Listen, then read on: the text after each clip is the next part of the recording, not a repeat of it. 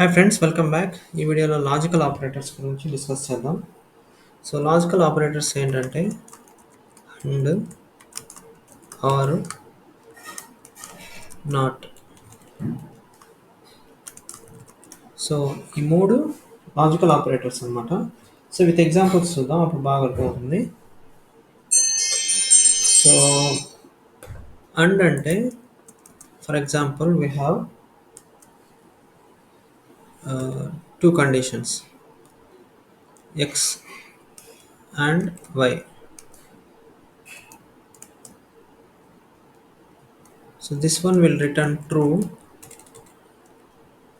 Okay, x అనేది ఒక condition, y అనేది ఒక condition. So this one will return true only when both the conditions are true. Okay,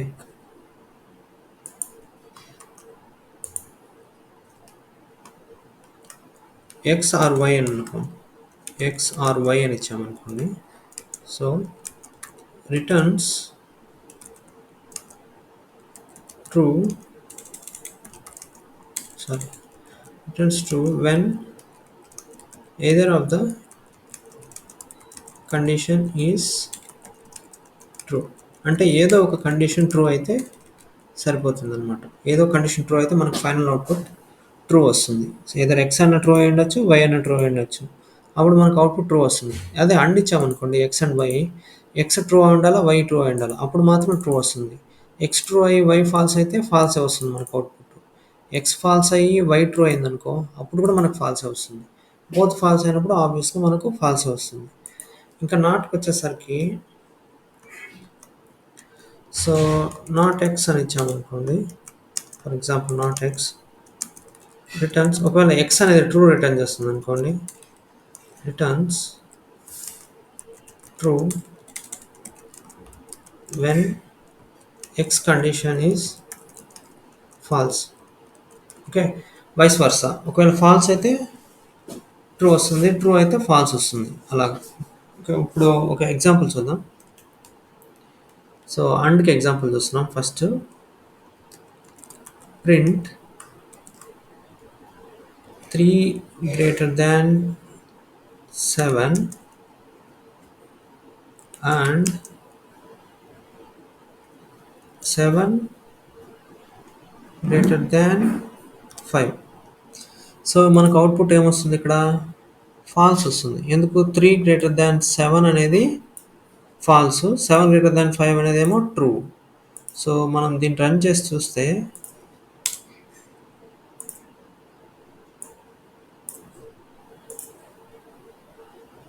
మనకు output falls వచ్చింది. ఎందుకు? I will take it into X. X equal to 3 greater than 7 అంటాను. y is equal to 7 greater than 5. Okay, next print x, print y.